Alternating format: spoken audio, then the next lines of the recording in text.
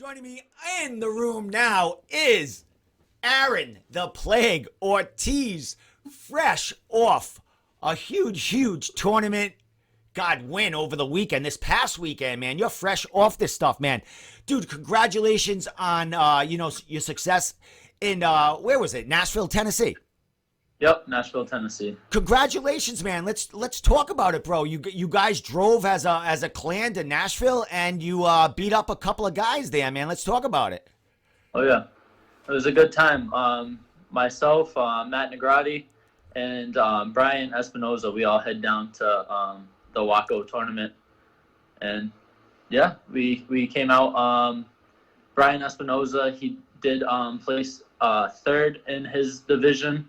Matt Negrati fought two fights.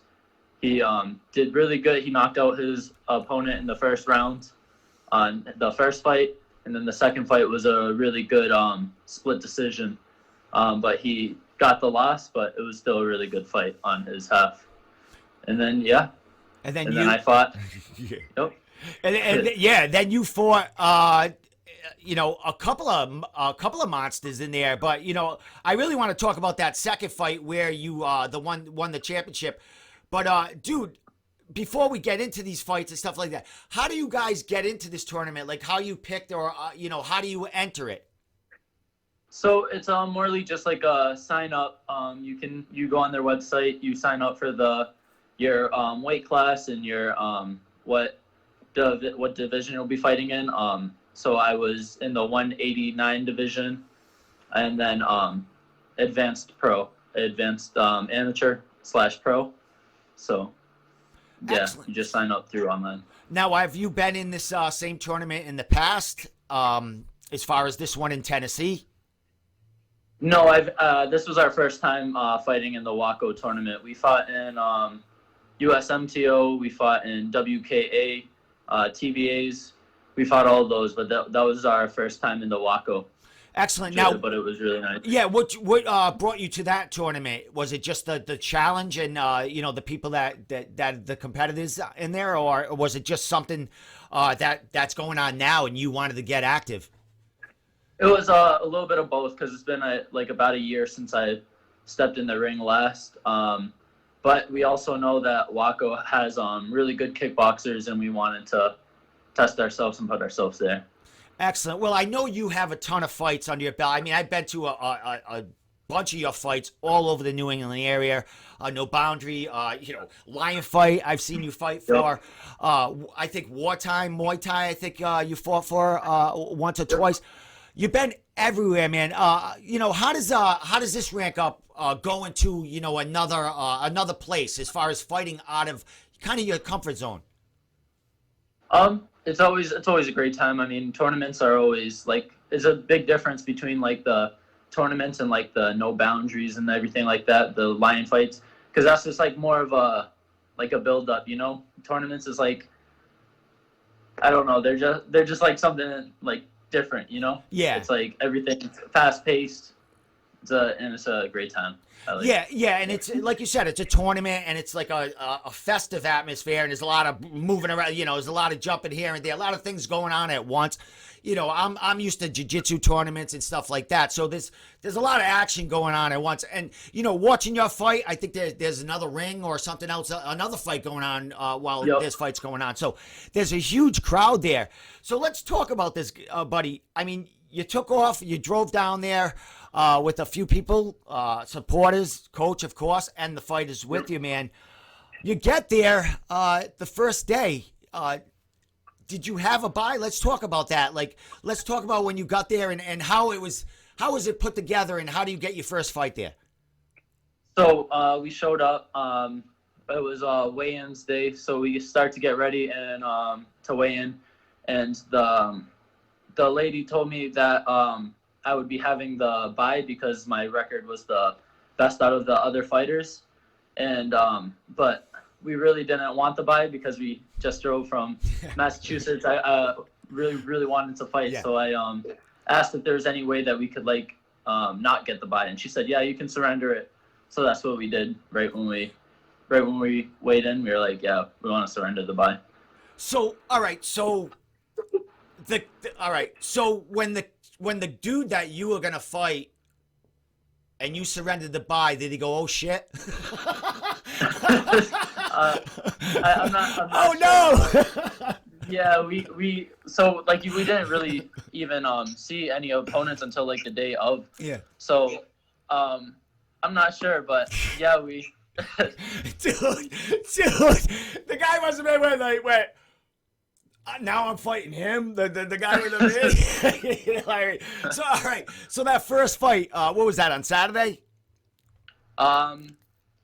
the first fight, yeah, it was on Saturday. All right, so Yep. how did you do there? I mean, like you jumped in there, you wanted to get action. How'd you do there? Did you like take the guy's head off, like you? Good. So my first fight was against his name was Cody Quarles. He was 9-0, so he was undefeated, and he had 6 knockouts on that record. So I definitely saw him as a big like threat, and I was like, all right, I'm excited to fight him. But we did good. We kept our distance really well, and yeah, it went to a unanimous decision at the end. But Excellent. super tough fighter. Excellent. It was a Well, good time. you know, if Cody, if you're watching this, man, dude, I'm sorry. You were probably like, awesome. I got this guy now. You know what I mean? He got like a huge up in the talent here because you did win the thing. Yeah. Now you come away with a unanimous decision. Now what time of the day was that when you got that fight done? That was around, I believe it was around 11. So then after that fight, you help coach or help corner your guys and stuff like that, or did they fight before? Yep, nope. So I was the first fight on that day, and then it was Brian, and then Matt fought next. So I helped coach them, warm them up. Yeah. So that's awesome, man. That's awesome. As far as them, what's their kind of how many fights they got? Are they kind of new going to these tournaments and getting fights, or they've been at it for a little while? So it was both of their first tournaments. Brian, that was his first fight for our team. But Matt he's 3-0 before coming into the tournaments. He had a few fights, but they weren't tournaments. But this was his first official tournament. Excellent, man. Well, congratulations on all 3 years, man, doing it and going out of town to do it, driving all that way, and then you got to weigh in, and then you're beating up people there. I mean, that's what you went to do. But let's get to this second fight. This is the finals, the second day, because this is where the fun is. Now, everyone out there watching this, this is on YouTube. How do you say it? Waco or Waco. Wacko. I'm sorry. They have it on. They have the stream on YouTube, so you can go see it. Now, Aaron's second fight, I think, is 3 hours and 8 minutes into the second day tournament, right? So everyone out there, 3 minutes and 8 minutes, 3 hours and 8. You have to see this fight because the commentators were great. It was the most entertaining fight I've seen in like the longest time as far as just the commentators and what was going on there. Aaron, let's talk a little bit about this fight and who you matched up with the second day in that ring, bro. Yeah, so we finished the first day, the first fight, and then we researched his name and we saw that he was a professional Bellator fighter. So we were really excited about that one. It was like, all right, awesome. This is a great finals day fight for us. And yeah, so now before you get to that fight, the day before, what did he do then? How did his fight go the day before? Did he fight the day before, I would imagine? No, so he got the bye. Oh, that son of a gun took the bye. Yo. Screw him. So anyway, all right, brother. So did you know he took the bye when you went against him, when you were matched up against him? Yeah, because it was so there was only 3 of us in the division. Oh, okay. So I had to, when I gave up the bye, he ended up taking it. So if I won that fight, then I would have. Well, could he? All right, let me ask you a question. Could he like sent that bye away and fought too? Yeah. Well, so if he did that, then Cody would have taken the bye and moved on to the finals. Okay. Well. Yep. Well, this guy this Bellator fighter. I don't know his name. You can mention his name. You probably called him names in the ring, or he might have called you. You had to know his name, that's for sure, brother. Yeah. This was the most entertaining fight. When I watched it, I watched it like 3 times. So let's talk about it, brother. You're fighting this Bellator guy, and what do you expect? I mean, I know you've been probably in other K1 kickboxing, tournaments and stuff, and you've gone against maybe some guy, an MMA guy or something like that, but knowing you're going against him, what are you expecting, and what are you seeing across the ring when you get in there?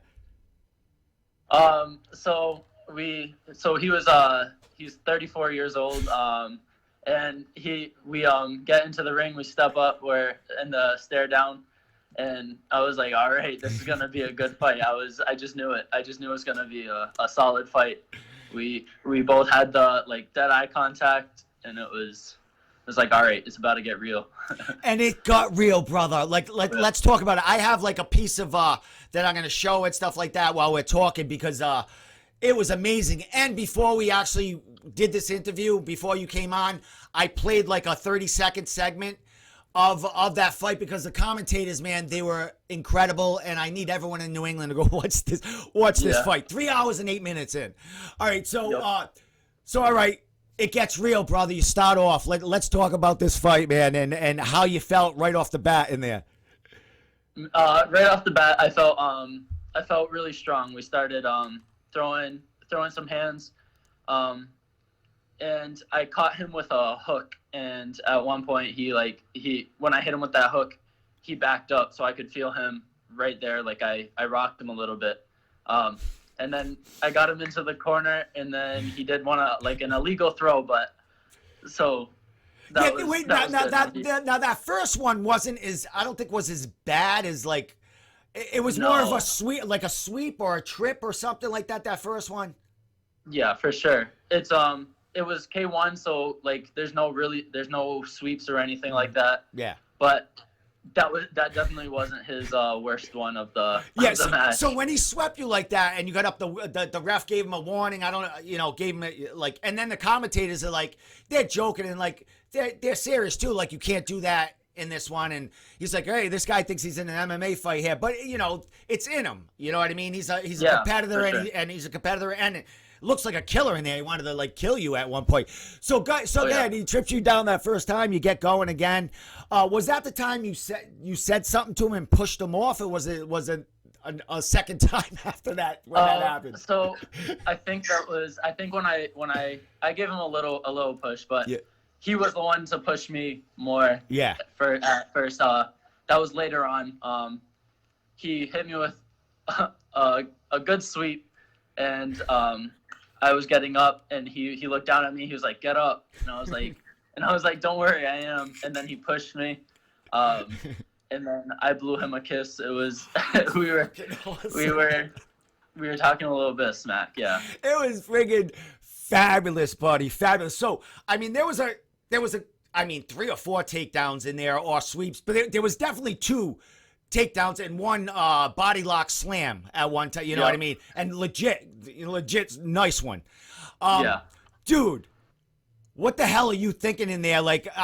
Does this happen? I mean, you're used to Muay Thai, and you do get swept, and you do dump pretty hard in there, but when this is happening at this K1 fight, and this guy gets you in a body lock, because basically it looks like you were pounding on him, he was getting a little gassed or just couldn't answer it, so instinct grab you, body lock, and throw you to the ground to get that break. You, man, what are you thinking at this point? Are you happy because this guy has to do that to stop it, or are you what the fuck, man? It was I was expecting him to probably throw us a few times because of his MMA background. I just wanted to keep throwing down the. So every time we went down, I tried to hop up as fast as I could, because I wanted to get right back into to throwing. And you did, man. You kept the pressure on this dude. I mean, he had a flurry here and there, but I mean, it was a desperate flurry. I mean, he had to stop your progression at him. I mean, he had to throw, you know, but. Man, how'd you feel kind of schooling him a little, a lot of it in there, because you looked fabulous, dude. That range, your kicks, your jab, and like you said, you hit him with some crosses and some really good combinations there. Man, how'd you feel about that performance, man? I felt really good about it. So from like the whole quarantine and everything, not being in the ring for a year, it like helped me like level up to where I wanted to be. So I was really happy with that performance, getting to show all the training that I've done through the quarantine and everything. And yeah, Wow. it was. Nice Yeah. one. Nice one. What was Coach Ivory, what was his thoughts on there? And what would he say to you, like, in the middle, like, in between rounds, like the worst throw? What did he say, or what was the best thing he said to you in between rounds about this dude? So we weren't too concerned about the throws. I think me and him were both super into the fight, man. Yeah. Like we were in the zone. He was morely just telling me, like, coaching me, like, he was telling me to keep working the body because I was taking his cardio away from him. So we kept throwing our body shots in the knees in there to start slowing him down. But yeah, he was getting me hyped. I was getting him hyped. It was just like It was awesome, man. I would have to say it had to be the fight of the weekend. It definitely, and you know, coming away with your hand raised against a veteran here, but you are the veteran in this ring, brother. I mean, you are. Your age, what are you? 22 years old. 22, Yep, 22. Going against a 34-year-old guy there that's probably, you know, he's got kids, 15 right now that are in there.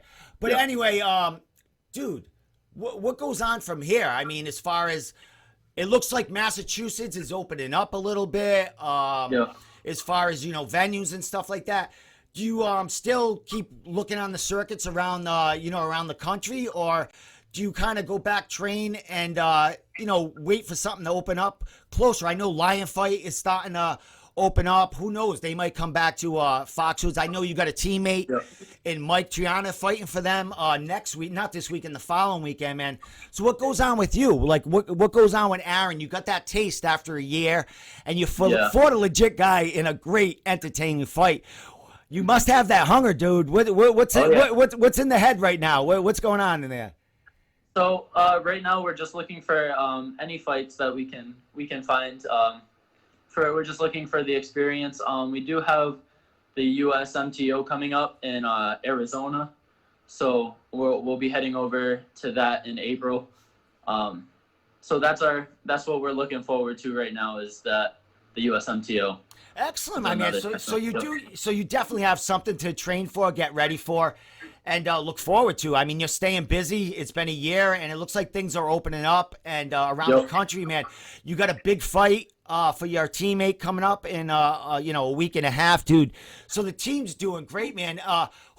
Anyone you want to say thank you to the team as far as who helped you along here? I know there's a bunch of them.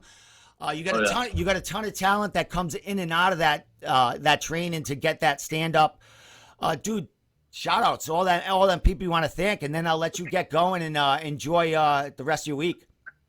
Yeah, so I mean, we got the our head coach Ibre, always great, always getting us ready for the fights. We got Mikey, Colin Robinson, we got Matt Negrati, and then we got Brian Espinoza, and just everyone from the team they all help out with fight camp.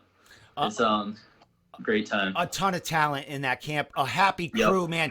I think Ivory's got the same smile. Like this, it's ear to ear, that guy, in every picture. That guy is just loving the life of Muay Thai and what he's doing with the community and helping you guys along, guys and girls. And, man, it's fun, man, watching that fight and just you guys afterwards, and then just the pictures and the crew that went along with you, man. Good stuff, bro, man. Entertaining. I'm going to watch that fight again later. And like I said, everyone has this fight. Watch this fight. It's Wacko on YouTube. It's the second day tournament. Watch his first one, but the second one is dynamite. You got to get it. So, Aaron, social media, and I'll let you get going, man. Yeah, my Instagram is ALO508. And my Facebook is Aaron Ortiz. Awesome, man. Aaron, a pleasure talking to you, brother, man. And the tournament's in April. We'll catch up again before then because we'll see what's going on, and we'll talk about the training leading up to that too. Sounds good. All right, my man. You have a good night, man, and thanks for calling in. You too, man. All right. They're not listening to nothing the referee says. No, they're not. And don't even this know he's there. crap. Look Don't at the even know referee. the referee is in The there. referee's like, look at me. Hey, look at me. They're like, no. Everything is going in one ear and out the other. Here we go. Same thing I just Oh. did. These guys are slugging. Oh, man. Someone talked about somebody's mama. Bomba trying Bomba to catch catching that kick again. Cannot do that. Oh, nice overhand from Bomba. Aaron putting together the combinations better. Bomba tries to take him down. Man. This is not MMA. Oh, Joe Schilling in the corner clapping to the takedown. Just like Schilling. Always trying to start some stuff.